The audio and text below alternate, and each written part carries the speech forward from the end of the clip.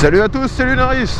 Aujourd'hui, le test de la Suzuki SV650N de 2016. Allez, c'est parti!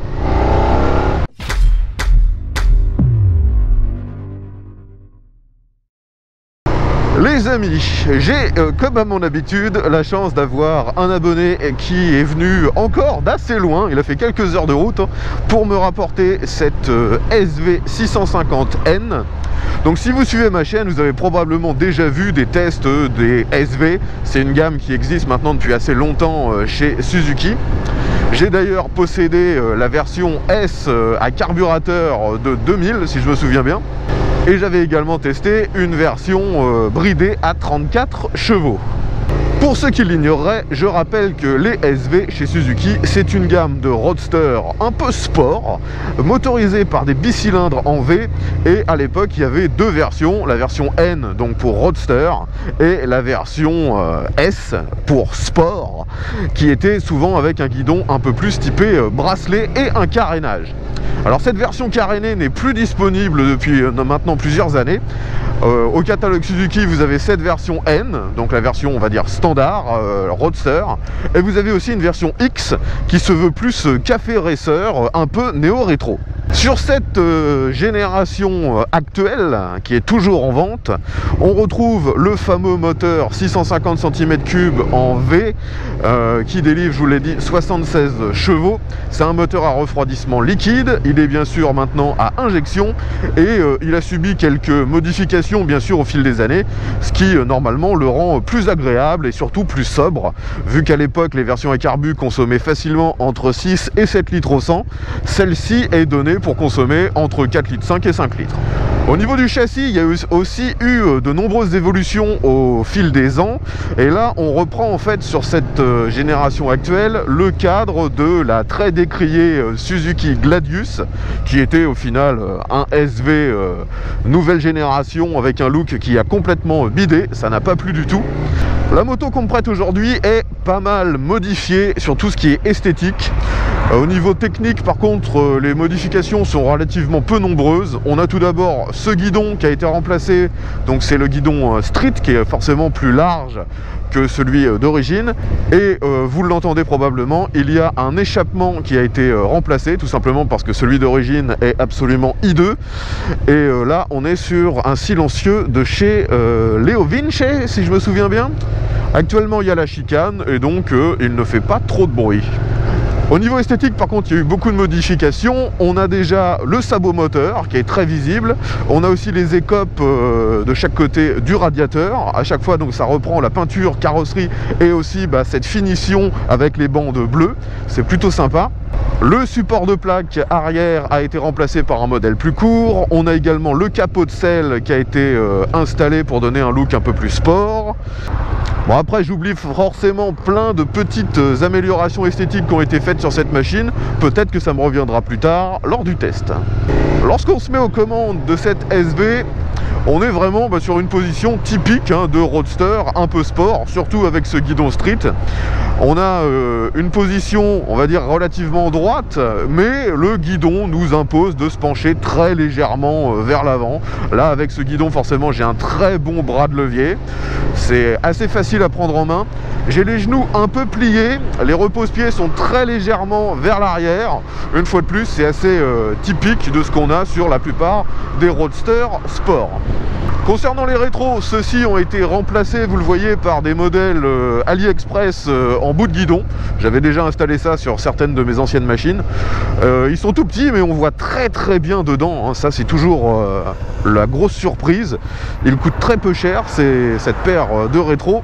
Et c'est vraiment très efficace. Au niveau esthétique, j'ai oublié de vous le dire, il y a également ce petit couvre mètre cylindre de frein qui est siglé SV650. Alors me revient une option qui a été installée sur cette moto qui au final est très pratique et discrète. Le propriétaire a installé une extension du garde-boue avant pour éviter que toutes les saloperies arrivent directement au niveau du moteur et du filtre à huile. C'est très très discret et c'est vraiment efficace. Allez, je suis sorti de l'agglomération, on accélère un peu. Ouais, pour l'instant, c'est relativement classique, mais je retrouve pas par contre la sonorité que j'avais à l'époque sur mon SV à carbu. Je suis pour l'instant relativement déçu de la sonorité de ce Leo Vinci. C'est peut-être la chicane qui bride vraiment le bruit.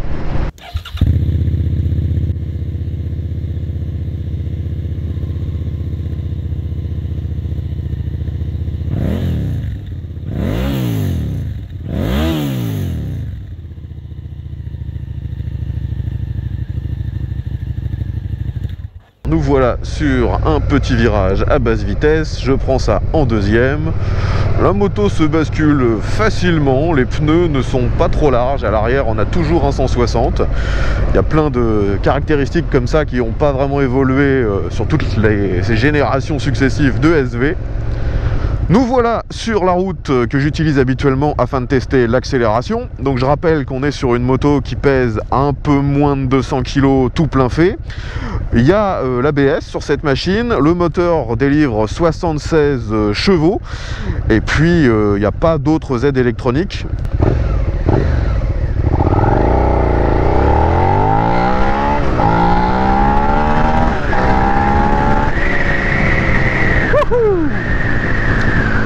Allez, je ralentis un peu. Donc vous avez pu voir que l'accélération était plutôt pas mal. Je suis arrivé à 100 en début de troisième ou fin de deuxième. Ce qui est dommage, c'est que le compteur n'est pas forcément super lisible pour savoir à quel moment vous arrivez vraiment dans une espèce de zone rouge. Petit demi-tour, donc vous voyez que du haut de mon 1m70, je touche bien des deux côtés. Là, j'ai le pied complètement à plat et l'autre aux trois quarts, on dira. Ce qui est gênant, par contre, c'est que j'ai vraiment les repose-pieds qui me tapent dans les mollets. Heureusement, ceux-ci sont sur des espèces de ressorts et donc ils se poussent facilement. Hop, je braque à fond. On voit que l'angle de braquage n'est vraiment pas génial. Ça m'étonnerait que j'ai réussi à faire le demi-tour sans sortir de la route. Ah si, ça passe tout juste. J'ai été un peu médisant, finalement, l'angle de braquage n'est pas si mauvais que ça.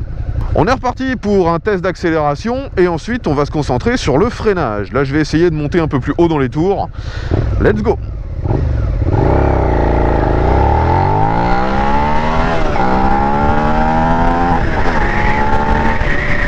Et je ralentis. Frein arrière, ça freine déjà plutôt bien. Le frein avant, par contre, ah, c'est du Suzuki quoi. Ça, ils ont toujours pas amélioré. À l'époque, le frein avant, quand j'avais mon modèle de 2000, c'était vraiment limite, je trouve. Et bah là, c'est toujours pareil. La sensibilité, quand vous commencez à freiner, on a l'impression qu'il n'y a pas de frein en fait. Faut serrer assez fort pour que ça commence à ralentir. Franchement, c'est vraiment le point assez discutable sur cette moto, et ça depuis de nombreuses années. Le frein arrière, par contre, je suis assez surpris, hein, il est vraiment dosable, et quand on veut s'arrêter comme ça, à très faible allure, c'est parfaitement utilisable. Concernant les leviers de frein et d'embrayage, le frein est réglable en écartement, mais malheureusement, le changement de réglage change aussi énormément la sensibilité que vous avez lorsque vous freinez, et l'embrayage est complètement fixe. Ça, c'est un peu inadmissible, même sur une moto qui se veut entrée de gamme comme celle-ci. Allez, on réaccélère.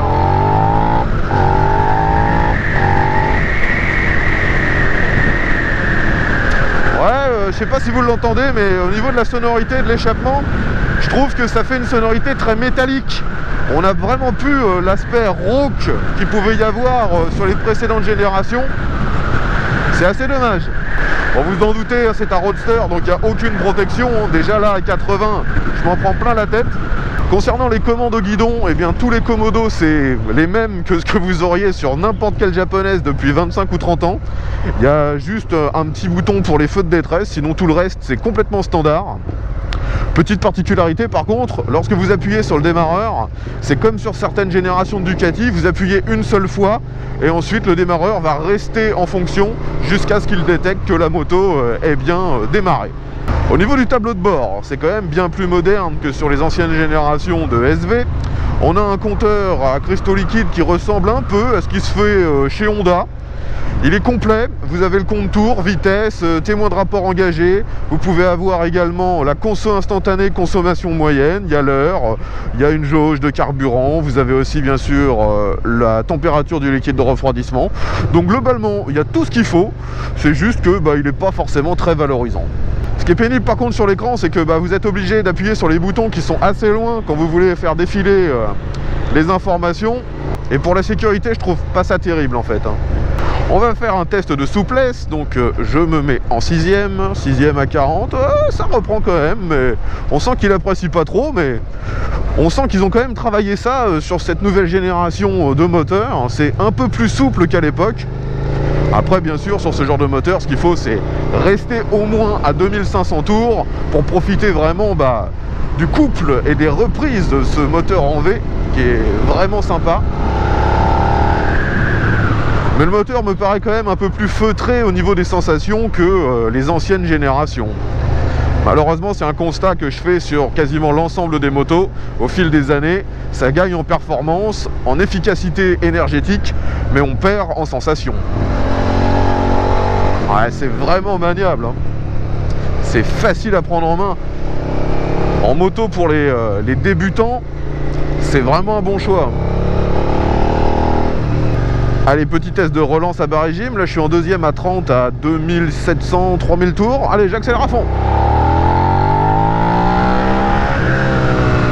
Vous voyez que ça reprend quand même pas mal. Allez, on ralentit un peu. Oh là là, mais ce frein avant, il est dégueulasse. Il y a même des fois, je me demande s'il fonctionne. Petit dodane. Ouais, c'est assez ferme en fait. Les suspensions, comme souvent sur ce genre de moto chez Suzuki, c'est pas réglable. Peut-être à l'arrière, juste en précontrainte, mais à l'avant, il n'y a aucun réglage. Mais ça reste assez ferme, je trouve ça plutôt agréable. Je préfère que ce soit un peu trop ferme que trop mou. On n'est pas du tout sur les suspensions en chewing-gum d'une MT-07. Allez, on est parti dans une succession de virages. Voyons comment ça se comporte. La moto est toujours aussi facile à prendre en main. Ça se penche très facilement.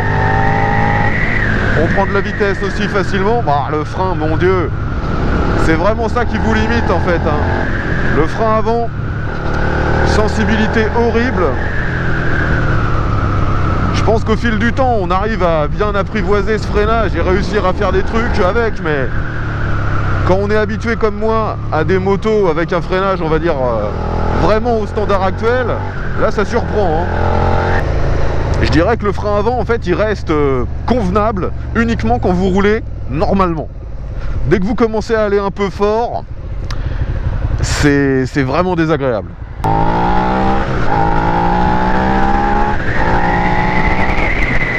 Même avec cette petite moto, avec ses performances, on va dire, modestes sur la fiche technique, 73 chevaux, 200 kg, on arrive à être largement au niveau des accélérations au-delà de tout le trafic. On ne se sent pas sous-motorisé du tout. On va faire un petit tour sur l'autoroute. Bon, forcément, vous vous en doutez, sur l'autoroute, il n'y a aucune protection. Et vu qu'on est en plus un peu basculé vers l'avant, là, on se prend vraiment tout dans la gueule. Je vais essayer de faire un test de relance. Là, je suis à 110 en 6ème. J'accélère à fond.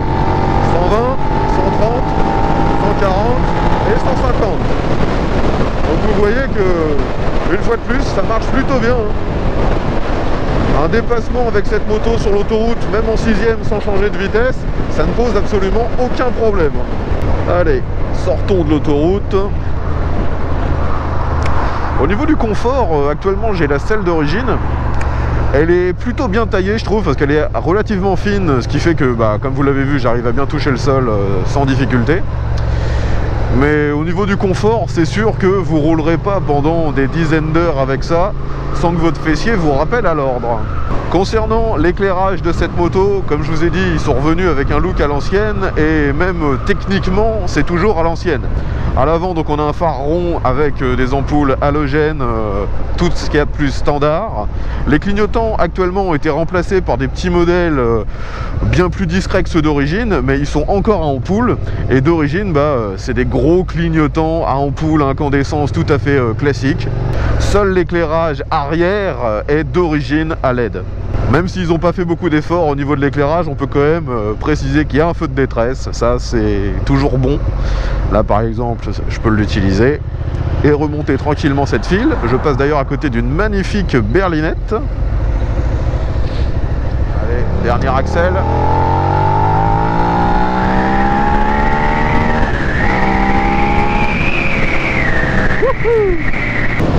On sent sent que cette moto n'a pas été spécialement étudiée pour faire vraiment de la vitesse de pointe, hein. Quand on arrive, je dirais de manière stabilisée, au-delà des 7-8 000 tours pendant longtemps, on a quand même quelques vibrations qui remontent sur le guidon. C'est pas forcément désagréable, mais c'est surprenant vu qu'il n'y a quasiment aucune vibration quand on roule normalement en dessous des 7-8 000 tours. Je pense qu'on arrive au terme du test routier.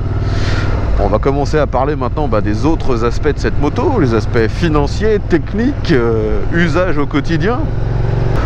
Donc je rappelle, hein, cette moto chez Suzuki, c'est un peu une machine entrée de gamme. Même dans la catégorie des roadsters, c'est une des moins chères. Elle est distribuée actuellement en 2020 pour 6 500 ou 6 600 €, je me souviens plus exactement. Là, je suis sur un modèle de 2016. Et donc, vous pouvez trouver ça forcément pour un peu moins cher. Je dirais à partir de 4 500 €.